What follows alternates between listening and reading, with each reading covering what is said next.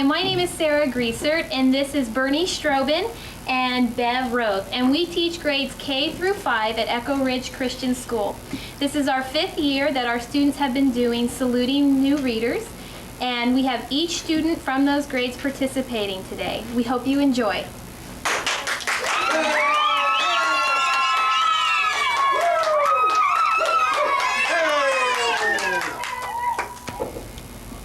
Hello, my name is Loveland Cargill. I'm in 2nd grade and I'm going to read No Roses for Harry. Harry was a white dog with black spots. On his birthday, he got a present from Grandma. It was a woolen sweater with roses on it. Harry didn't like the moment he saw it. He didn't like the roses. When he tried it on, he felt so cozy inside, but he still didn't like the roses. He thought it was the silliest sweater he'd ever seen. The next day when Harry went downtown, the children, he wore his new sweater. But when the people saw it, they laughed. When the dog saw it, they followed. Harry made up his mind then and there to lose Grandma's present.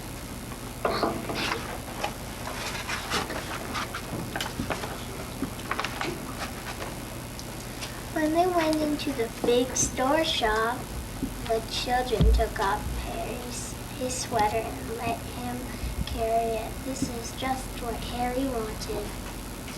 First, he tried to lose it in the pet department, but a man found it and gave it back. Then he tried to lose it in the grocery department, but a lady found it and gave it back. Then he tried to lose it in the flower department, but a little boy found it and gave it back. The children didn't let Harry carry it anymore. They made him wear it. As they started home, Harry was beginning to think he'd never lose it.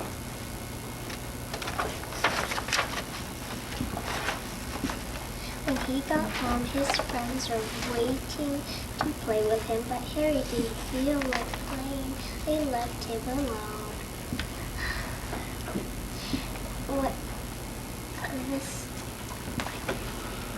As he sat wondering what to do, Harry noticed too the stitch of the sweater.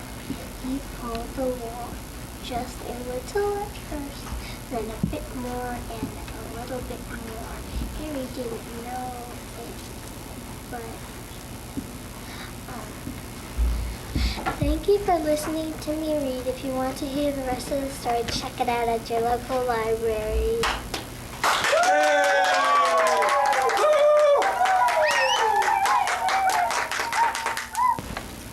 Hello, my name is Maddie Malott, and I'm going to be reading 10 Minutes of Bedtime. And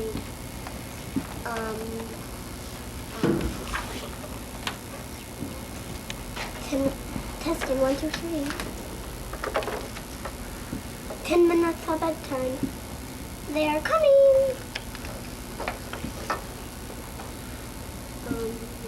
All board.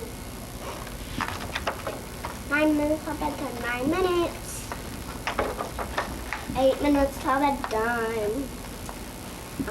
8 minutes. 7 minutes of bedtime. 7 minutes. 6 minutes of bedtime. 6 minutes. 5 minutes of bedtime. 5 minutes. More coming. More. Welcome. 4 minutes of bedtime. 4 minutes.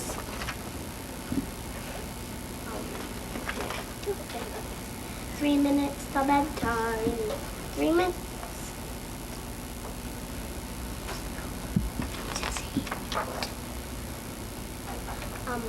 2 minutes of bedtime.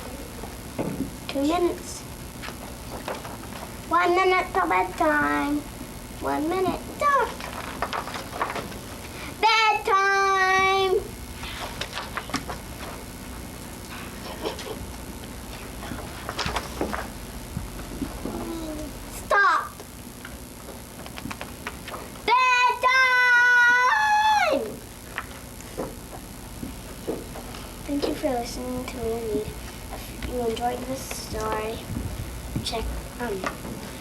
check your local library.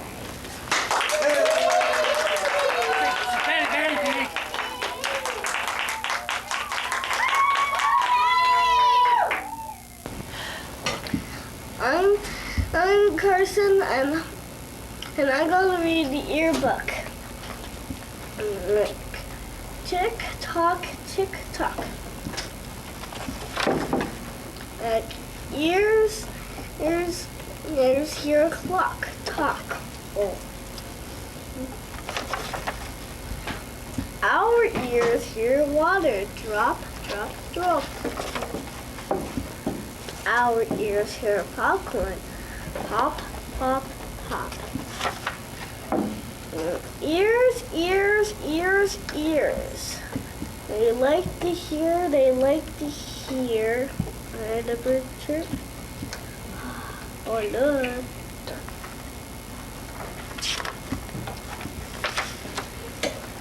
Toot, toot, toot. Our ears like to hear a flute. They hear a ding, they hear a dong, they hear a ping, they hear a pong. They also hear my sister sing.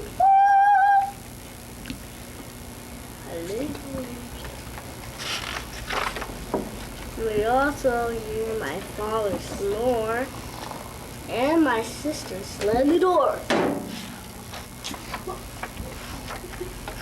Boom, boom, boom, boom. Drum, drum, drum. They like to hear the drummer drum. Also hear my sister blow bubblegum.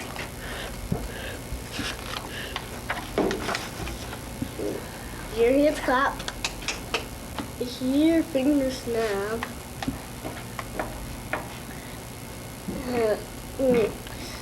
They hear her foot tap, tap, tap, tap. They hear a plane, they hear a train, they hear the rain. Whoa. Ears, ears, ears. We like our ears. Good, good, it's very good to hear with ears.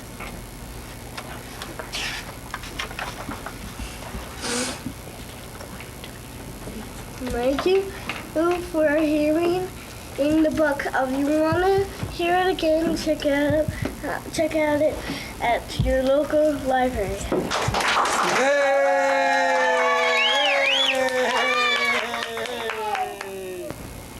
Hi, my name is Beverly and I'm going to be reading Don't Fight the Lion. Once there was a little dog who wanted to go to the zoo. She lived near the park, and at night when the wind blew from the park, she could hear the seals barking and the lion roaring and the monkeys chattering in the monkey house.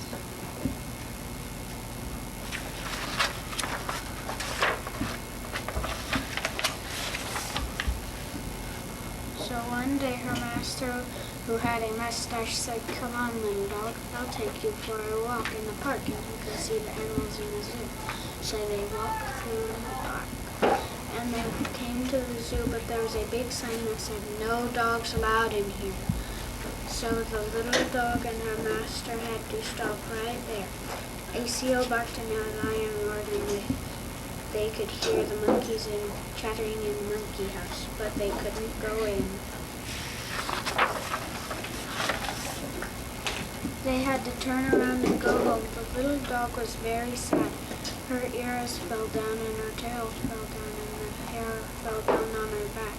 She was so sad. "Look how sad my little dog is," said the little dog's master to the keeper of the zoo. When we came to the sign that said "No dogs" and we couldn't go in, her ears fell down and her tail fell down and her fur fell down on her back. She is so sad. The keeper of the zoo was very sorry to see them go. And he said if only she were a child or even looked like a child, then she could go in.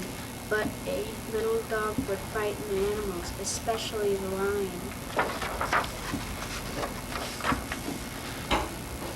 By cracky, said the little dog's master, I know what I'll do. I'll dress her up like as a child. That's what I'll do. Then she won't frighten the lion. So they went to the hairdresser and got the little dog a haircut.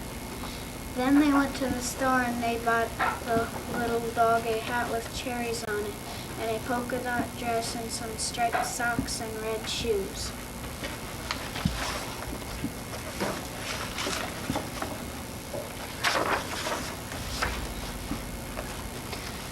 Thank you for listening to me read. If you want to hear the rest of the story, check it out at your local library.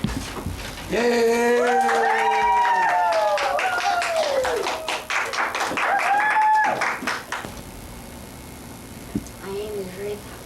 Hello, my name is Rick Beliente, and I'm in 2nd grade, and I'm going to read Arthur's Family Vacation. It was Arthur's last day of school. Mr. Ratburn gave the class a surprise spelling test. All the other classes were having parties. Finally, the moment you've all been waiting for. Said Mr. Ratburn. Report cards. And school's out. Everyone cheered. I can't wait for baseball practice to start, said Francine. I'm taking a college computer course, the brain announced. I'll really miss you at Camp Meadowbrook this year, Arthur Buster said. I wish I didn't have to go on vacation with my family, said Arthur. There'll be nothing to do and no one to do it with. You'll have DW, Buster said, smiling for a while. Don't remind me, said Arthur. Arthur's family spent that night packing. I wish I could take my dollhouse, said DW. I wish Buster could come, said Arthur. This is a family vacation, said Mother. All we need for fun is each other, said Father. Let's take my swing set, said DW. We can all use that.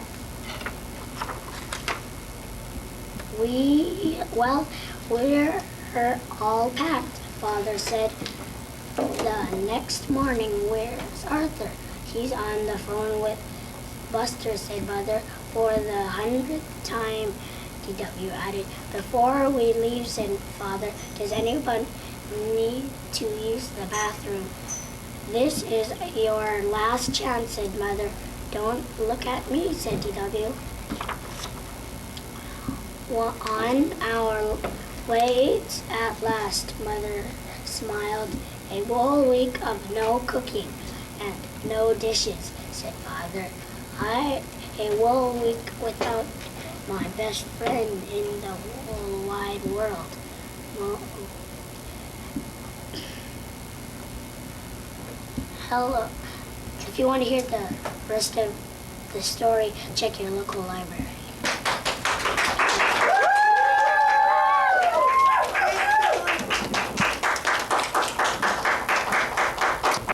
Hi, my name is Brent Weldermere, and I'm going to be reading The ABC Mystery by Doug Cushman. A is the art that was stolen at night. B is the butler who sneaks out of sight.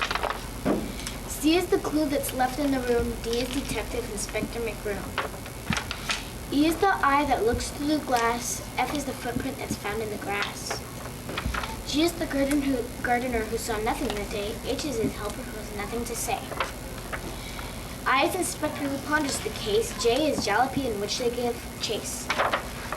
K is the kilt that the bagpiper wore. L is the lake with a boat on the shore. M is the manor that stands on the moor. N is the number of steps to the door. O is the organ that sounds in the hall. P is the painting with eyes that see all. Q is the query Dame Agatha makes. R is the robber who's seen by mistake. S is the stairs to the cellar below. T is the tunnel through which they must go. U is the umbrella that pries the door wide. V is the vault with the artwork inside. W is the wombat and a den full of thieves. X is the kiss the inspector receives. Y is a yawn with the red setting sun. Z is a sleep and a job that's well done. Thank you for listening to me read.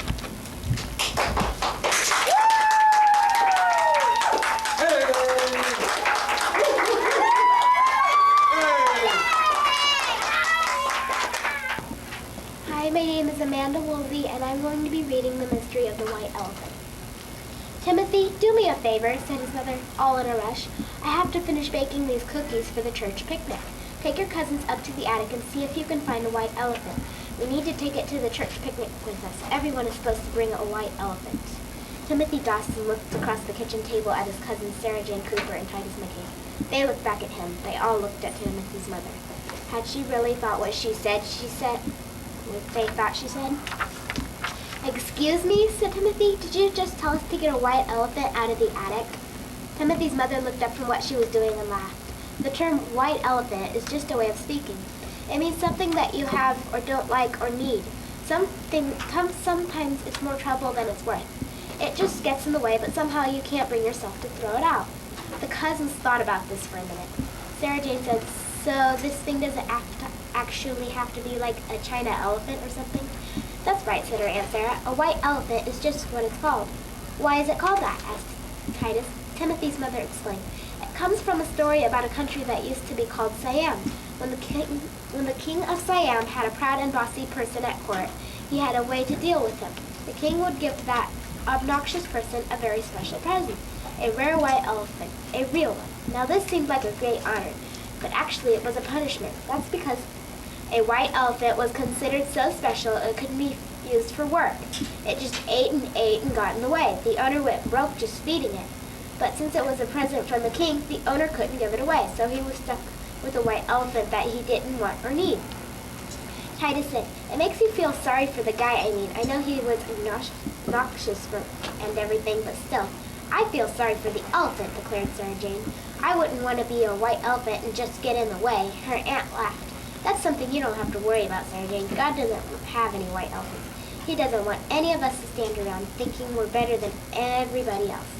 And he doesn't want any of us to feel useless either. He loves us so much he wants to be the best for us. That's why it's okay to call a thing a white elephant, but not a person. One more question, said Timothy. Thank you for listening to me read. If you would like to hear the rest of the story, please check it out at your local library.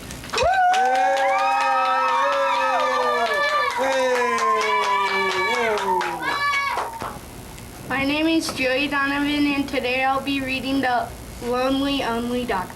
Harry was a happy dog. He had everything a dog could want. In the kitchen, he had a big soft pillow just for him.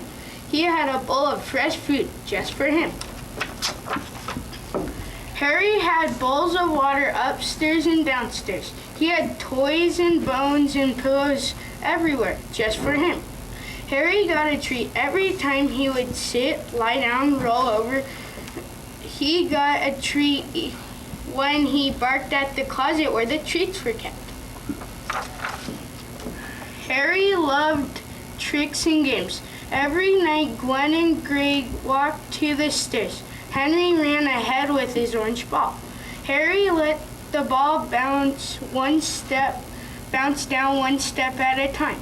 Gwen and Greg tossed it back up. Then the game began again. Harry, Gwen, and Greg walked in the park. There was much to sniff and hear. Sometimes they took long walks in the woods. Then Harry would be glad to go home to his bones, pillows, and treats. One day, Harry, Gwen, and Greg walked in front of the pet shop window. Some puppies were snoozing and snuggling.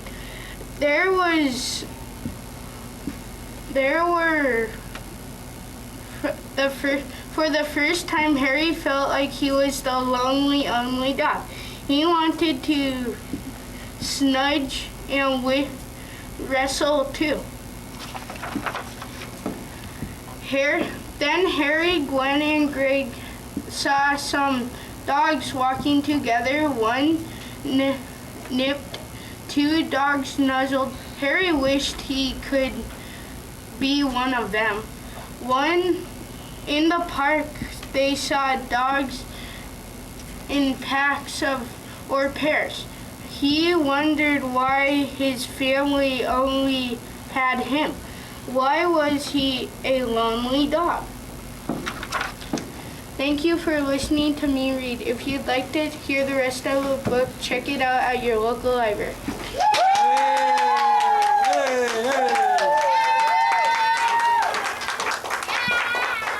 Hi, my name is Sunny Gill, and I'll be reading Wool Gathering, a Sheep Family Reunion by Lisa Wheeler.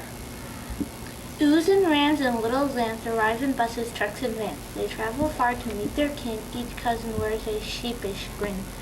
As the flock begin to gather, you will see they're really rather odd, but in a woolly way, so stay. Each ewe, each ram, each little lamb, stay and meet their close-knit families. They come from the mountain, their wool is unkempt, their manners are frightful, they come here to tempt the young and the foolish to take up their ways, tramp off the backward to forage and to graze. When we were young lambs, we were warned by our granny, beware of your cousins, Hillbilly and Nanny. Harry is an ugly ram. He's got an awkward hoof, his tail's too long, and his ears too tall, and his breath smells like a wolf. Quiet Cousin Lambert, mild-mannered as can be, wears nerdy clothes so no one knows his true identity. His secret safely hidden inside his tailored vest, a hero till he has steel wool beneath a blazing S. Itchy is a little lamb, his wool is white as rice. You wonder how he got his name, just ask his fleas and lice. Auntie Gracie had the job of putting folks to sleep. Auntie Gracie worked at night. She was a counting sheep. One night her leap went far and deep into the galaxy. She flew away, and now she is known as Anti-Gravity. Snip, snip, clip, clip, clip, buzz, buzz, no fuzz. Sun is setting, sheep are getting sleepy. Long goodbye, ewes are crying, weepy. Moon shines brightly, flock is lightly snacking. Lambs are snuggling, rams are struggling, packing. Hugs and kisses, shed a tear, promise to meet next year. As they drive away, they hear, so long, farewell, goodbye. Thank you for listening to me read.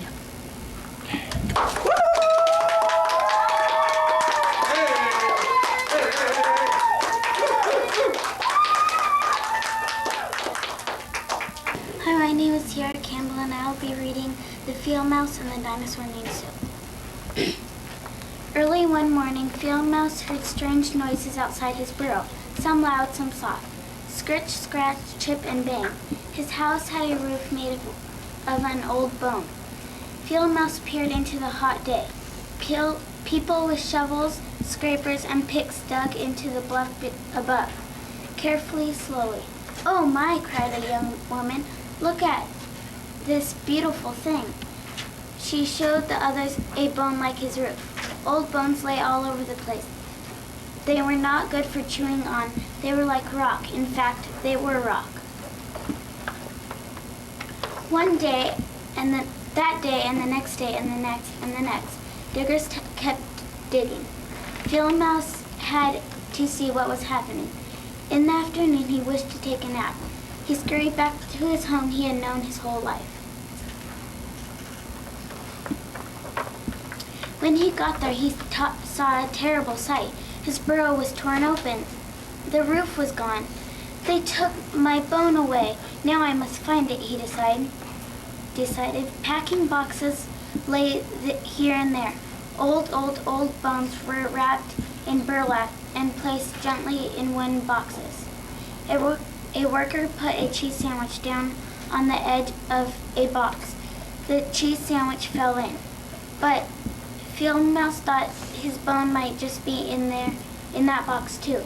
He climbed in. He sniffed and poked, but he could not find his roof. Suddenly, the lid of the box was put on the box. It grew black and as pitch. The box was lifted into a truck, and the truck drove off. At first, Phil must lay on the sandwich. His stomach rumbled from hunger. It kept him awake. The cheese smelled wonderful. Well, he decided, I'll try eating this. It was wonderful, but he missed home.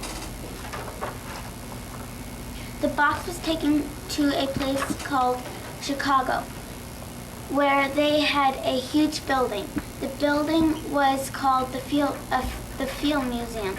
The box was put on a shelf in a cool place in a special room. Thank you for listening to me read. If you'd like to hear the rest of the story, check it out at your local library. Hey!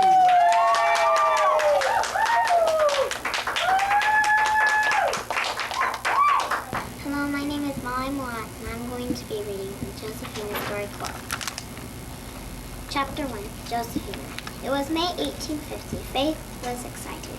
They were going to California in a covered wagon. Please, Faith asked Ma, can I take Josephina? Josephina was her pet hen. Faith loved her. She liked the way Josephina snuggled in her arms. She liked the way Josephina followed her around. Ma was baking bread for the long journey. Ask your pa, she said. Pa and Faith's brother Adam were loading the wagon. Please, Pa, Faith said, can I take Josephina? There's no room in the wagon for pets, said. That isn't fair, said Faith. Adam can bring his colt. A colt is not a pet, said Pa. A colt can carry a load of corn. What can Josephina do? Teased Adam. She's too old to lay eggs and too tough to eat. Faith's eyes filled with tears, and she ran back to the house. Ma sat down on the rocker and held Faith on her lap. We almost leave things behind, she said gently. I love this rocker, but there is no room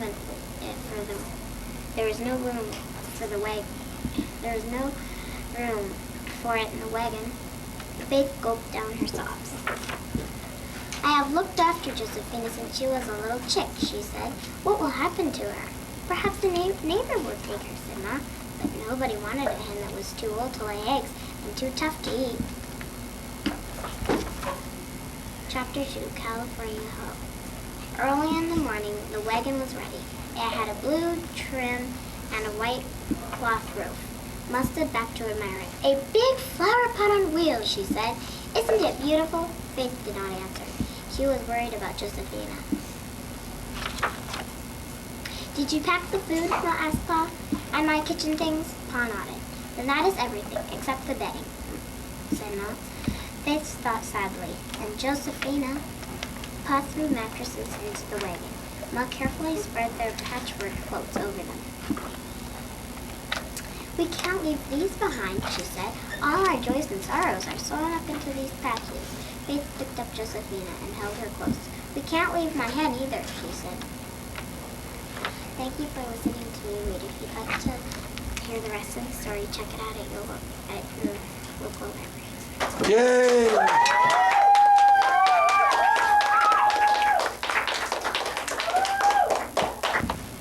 Hi, my name is Cody Meffin, and I'm going to read Sam the Minuteman. About 200 years ago, a boy named Sam Brown lived with his parents on a farm in Lexington, Massachusetts, near Boston. At that time, America was not a country of its own. It belonged to England. The farm was small and the earth was rocky. Sam and his father did most of the outdoor work together. Sam's mother worked indoors. Everything they needed, they had to make or grow or cook for themselves. Once in Boston, Sam and his father saw the soldiers and the British king had sent to keep order. The people were unhappy with the way things were being run. Sometimes they had ropes, some people had guns and powder in case of trouble with the soldiers. They didn't like the soldiers much. They called them lobster backs because of their red coats.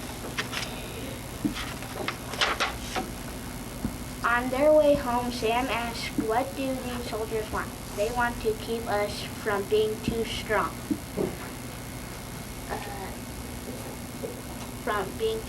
His father said, they are afraid of us. That makes it even, said Sam. I'm afraid of them. One night in early spring, Sam was awakened by the sound of church bells ringing. What's this? He thought. It can't be Sunday yet.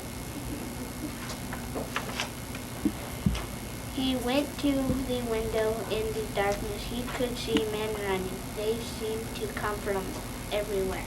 He heard the voices of his father and his mother. His mother sounded frightened. Sam knew there was trouble. He dressed quickly and went downstairs. What's going on? He asked. Go back to bed, his mother said. No, said his father. We need everyone we can get. His father was a Minuteman.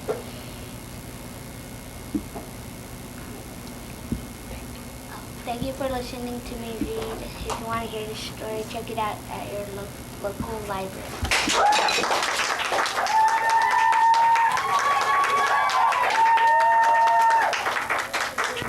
Hi, my name is Bobby Donovan, and I will be reading The Ventriloquist. We're here to join your circus, Arthur said to the man in the tall hat and bright red coat. The ringmaster looked down at the boy with the big gray dog. We have poodles that dance. We have terriers that walk tightropes. And we have sheepdogs that ride on the back of elephants. He said the circus doesn't need another dog act. But Bradford is different, Arthur said. He talks. The ringmaster laughed. I know that old trick little boys are always trying to use it to get in the circus.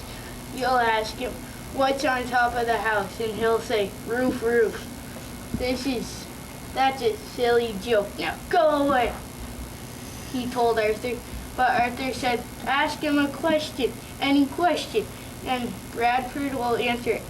The ringmaster said, who was the first president of the United States?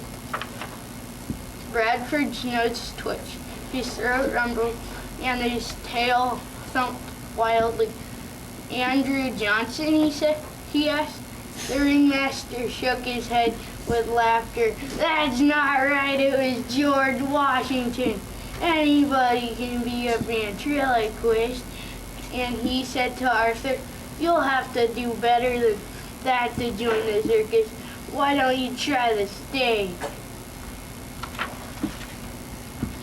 Bradford learned a new trick. Then when they went to the theater, Bradford is a talking dog. Arthur told the director, we want to be on the stage. The woman laughed. I know that old trick little boys are trying to use to get into show business. You'll say, where does a golf ball roll? Then it is not when it's not on the green, and your dog will say, rough, rough. That's a silly old joke. Now go away. Thank you for listening to me read. If you want to hear the rest of the book, please check it out at your local library.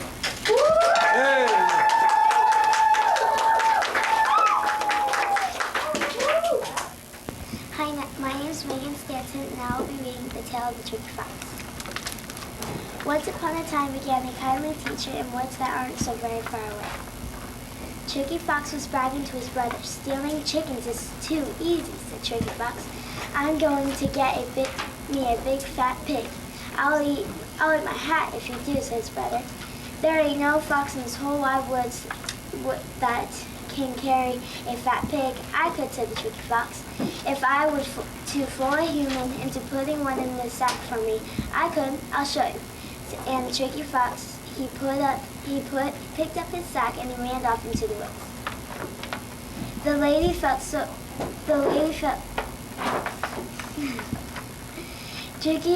Tricky Fox ran and he kept running until just before it started getting dark. Then he stopped and he picked up a piece of rock and he put it into his sack. And then he knocked on the door to a nearby cottage. When the lady opened the door, Tricky Fox hunched over and in a feeble and a rickety voice he said, I'm on my way to Bonnie Bunny Bay. The night grows cold and I'm so old. Please let me stay. The lady felt sorry for him and she said, okay, I'll let you stay, but no tricks. Oh no, said Tricky Fox. I'm so worn out. I can't think of anything but curling up in front of your fire. I'm just worried about my sack is all.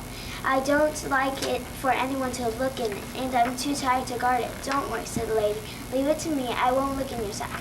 I know you won't, grinned the Tricky Fox, and he handed her the sack and pretended to fall asleep. But before the lady went to bed, she couldn't resist a quick peek into the sack, even though she said she wouldn't. Just a piece of rock, she said to herself. Then she blew out the candle, pulled up her covers, and fell asleep. Pretty soon, Tricky Fox heard her snoring. Quiet, quiet, quiet, he went over, tippy-toe, pulled out the piece of rock and he put it in the fire. Then he went to sleep. Sure enough, in the morning, Tricky Fox held up his empty sack, and he said, "What happened to my loaf of bread? You didn't have 8, said the lady began to say. Then she stopped to herself, remembering that she wasn't supposed to know what was on the sack. Thank you for listening to me read. If you'd like to hear the rest of the story, check it out at your local library. Hey! Hi, my name is Wyatt Figueroa. I'm in the 3rd grade, and I'm going to be reading Berni Bagel. Do you know, how do you do? My name is Berni Bagel. I live in a pet shop. These are my friends. We have a pretty good time here. I like the pet shop, but I do not want to stay here. I want to live in a house with a boy. I am waiting for the right boy. I hope he comes soon. He comes, and here comes a boy now. Is he my boy? I hope so. Now, no, it's Boxer's boy. Anyone can see that. The boy has to pay for Boxer. Now he takes Boxer home. They look so happy. Goodbye, Boxer. I wish my boy would come. Here comes someone. Is it my boy? I hope so. No, it's a girl. She is Poodle's girl. Anyone can see that. The girl has to pay for Poodle. Now she is taking Poodle home with her. How happy they look. Goodbye, Poodle. I do hope my boy comes soon. Someone's coming now. Maybe it's my boy. No, it's a man. I think I know the dog he wants. Yes, it's Sheepdog. Anyone can see that. The man has to pay for Sheepdog. Now they are going home. They do look happy. Goodbye, Sheepdog. I wonder when my boy will come. Every day, some boys and girls come to the pet shop. Thank you for reading thank you for listening to me read. If you want to read the rest of this story, check it out at your local library.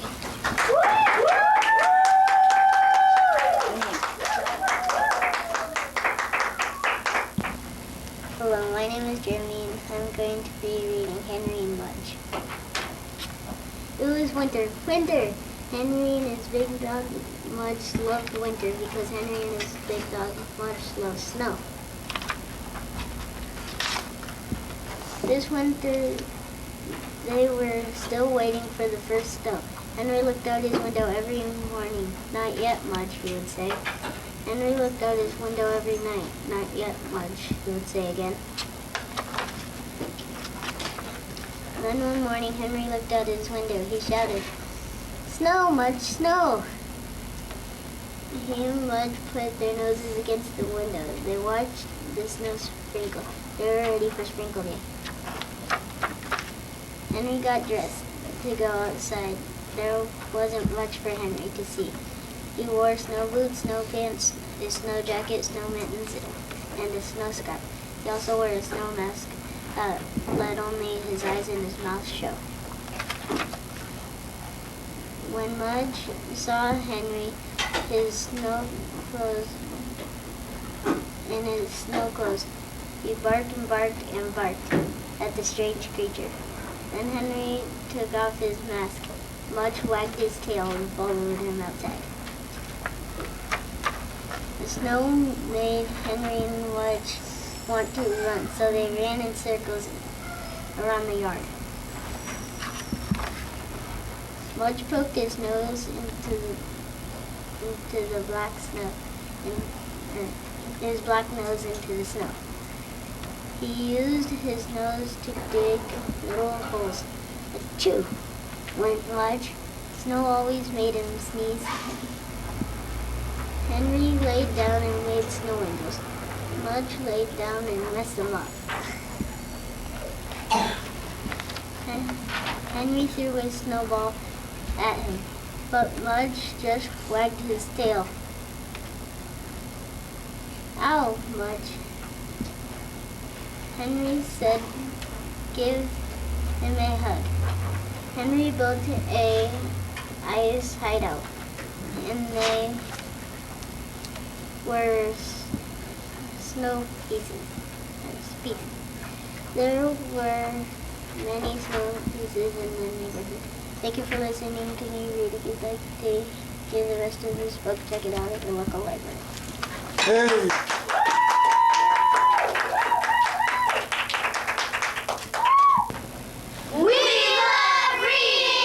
What do you love? Reading! And where do you go to school? Echo Ridge Christian School! And what grades are you in? Second, third, fourth, fifth! Hip hip hooray! Hip hip hooray! Hip hip hooray! Hip hip hooray! Hip hip hooray! Hip hip hooray!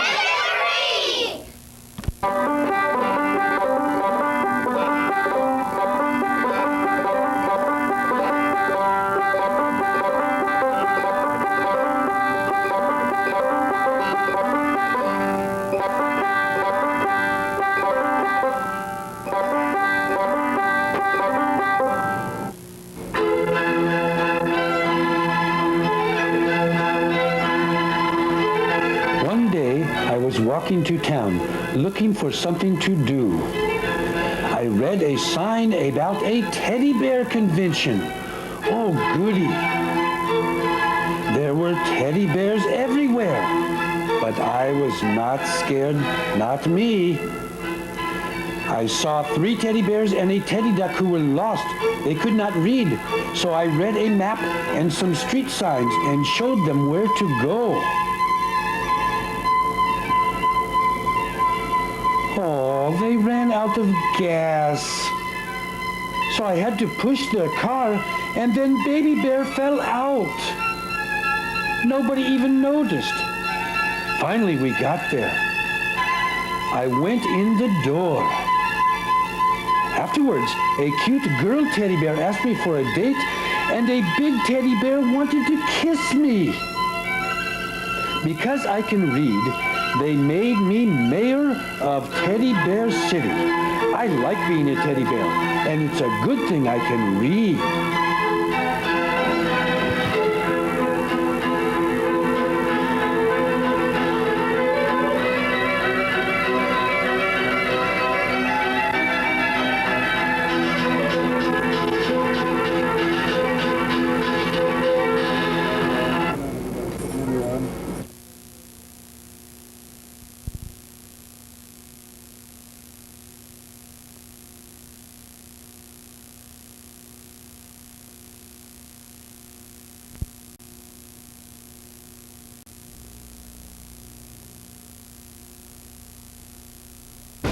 Here, hop with me.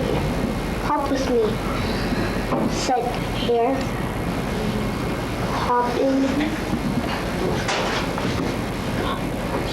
Hopping not for me.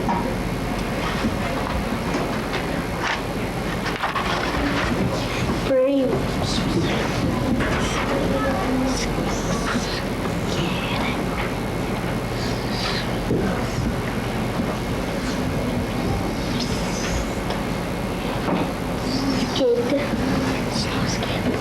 Skip with me, said skunk.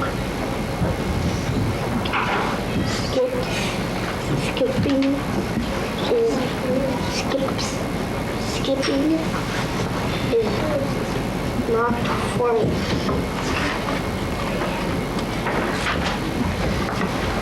Thank you for listening to me read. If you want to hear the end, check it out at your local library.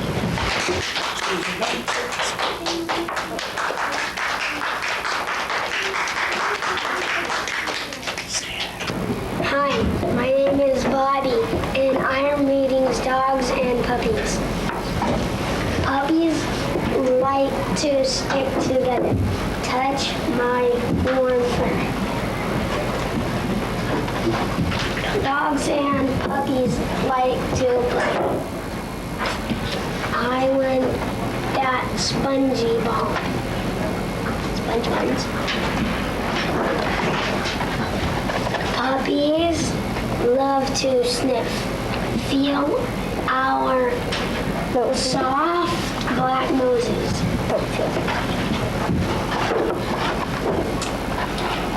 Dogs help their owners. Pat my soft white fur because I am a good wife. Thank you for listening to me read.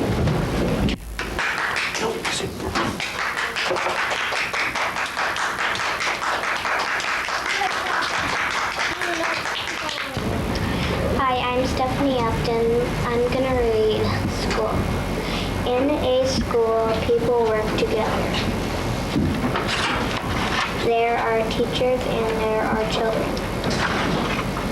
There are librarians and there are nurses.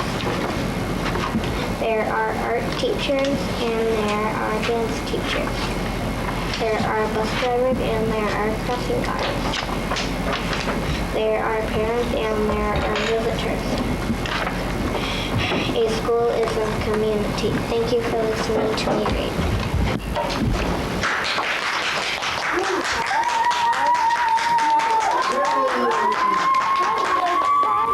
My name is Cindy Steinrock. I'm reading My New Boy. My new bird. I am a little black puppy. I live in a pet store. Soon I will have a kid of my own. Many kids come. This one holds my tail. This one kisses too much. They are not for me. Here is another kid. He says hello. He pats my head. Look, this is the boy for me. My new boy takes me home. I start taking care of him. My boy right away. I help him eat dinner. I keep him clean. I teach my boy to play tug of war. I teach him to throw a ball to me. I show him my boy tricks. I sit up. I roll over. I teach my boy to give a bone to me right.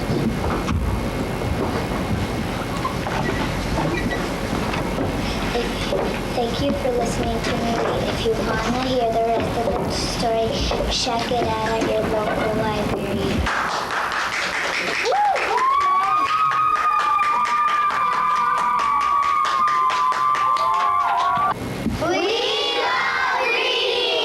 What do you love? Reading! And where do you go to school? MCE! And what grade are you in?